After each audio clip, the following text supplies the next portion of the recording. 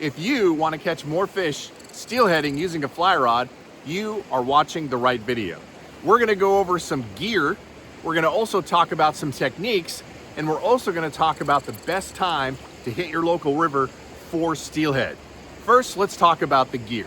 Typically, I am using 6, 7, or 8 weight fast action rods for steelhead fishing. Now, some of you may think that a 6 weight is too light, but if you're fishing smaller streams and it's an ultra fast action 6 weight, that is plenty enough rod for these smaller streams. If I'm on something big like the river behind me, typically I am going to be using a heavier rod. So let's talk about what I've got in my hand here. I've got a fly rod, an 8 weight.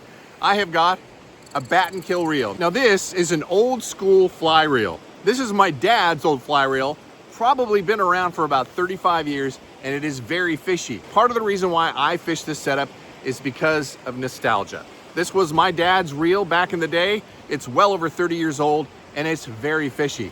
This reel has landed a lot of big fish. So I choose to use this even though the old bat and kill doesn't have a very strong drag. So typically you want to find a reel, and there are a lot of good reels out there that are affordable.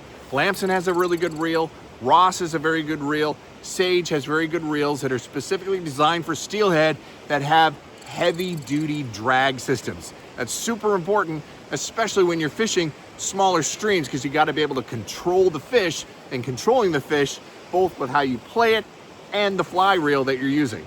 Next, you want to have a fly line that's designed specifically for throwing heavy rigs.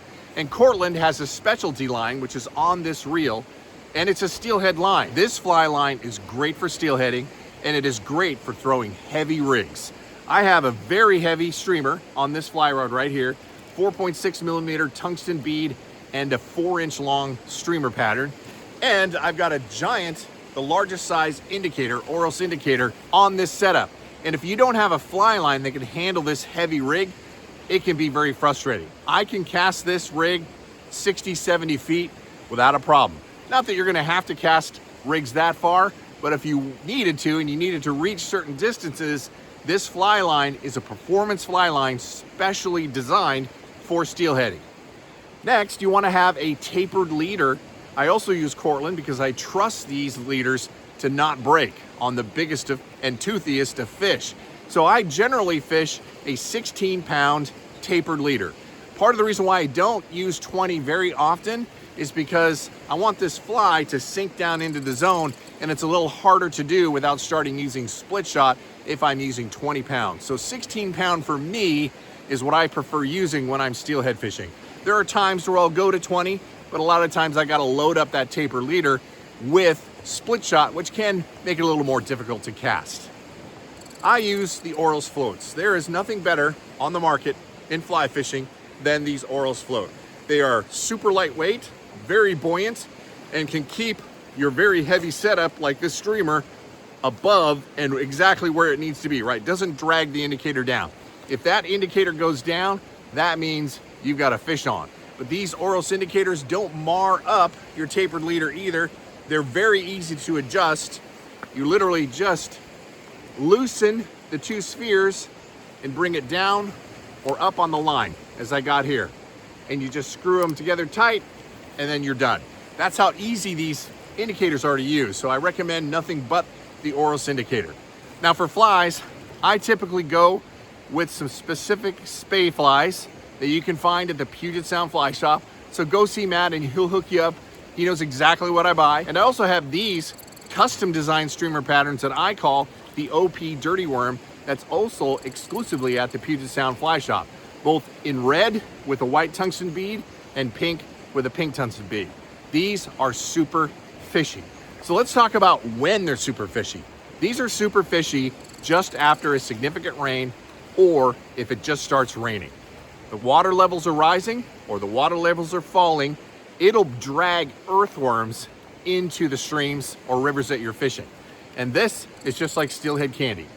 I've had some of the best days steelhead fishing with this setup after or during a rainy event. When the water clarity is a little off color, there are worms floating all around there. So the fly fishing version of that is right here, and they are super, super effective. Don't be a fly fishing snob. You don't always, there are guys that like to spay fish all the time and will use nothing more. That's great, right? Part of the reason why I find a lot of success when I'm steelhead fishing is, one, I put in the time, right? You can't expect to go out your very first time and catch steelhead. I had 7 days on the water before I finally got into a steelhead and caught one of my personal best. And then just got very lucky on the next couple of series out after I designed this particular fly and had just some epic days. But you gotta put in the time. You also gotta be willing to do more things, right? I'll use an indicator setup. I'll use egg flies. I'll use an indicator setup with streamers. I'll just throw streamers. I've caught steelhead on white Sculpzillas. I use the spay rod. Now I have not caught a fish, a steelhead yet on the spay rod, but it's gonna happen soon. But don't be afraid to do multiple things when you're fly fishing for steelhead. Don't listen to the rhetoric. Just do you, and I'll do me, and you'll catch more fish like me doing it this way. Let's talk about river conditions, right? It can be very tough to time it, right? It's really about timing. If you hadn't had a lot of rain in a long time, the rivers are gonna be low and very clear. Now you can still catch steelhead in those times, but it's very difficult, right? The fish are spooky, the water's low, they're finding hiding spots, and if they see you coming, they're gonna take off. So low water conditions and low clear water conditions can be very difficult to catch steelhead in.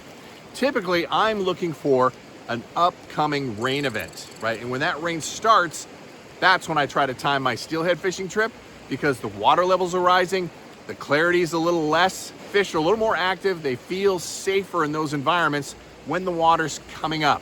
It's also true when the water's coming down. This high water event that we're happening right now, I'm gonna get lucky if I get one, right? Right now, it's cresting, it's very high, it's very dirty. I'm gonna have to set this fly right in front of a fish to have a chance.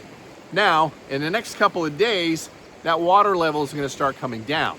And on the fall, the same thing can happen, right? Water clarity is improving. It's not getting crystal clear, but it's improving. And the water's going down, the fish get more active. They feel safe because there's cover. They feel like there's cover within that color in the water. And you have a much better chance of catching a fish, a steelhead, in those conditions. So watch the weather report. And I know it's not always possible to time it just right.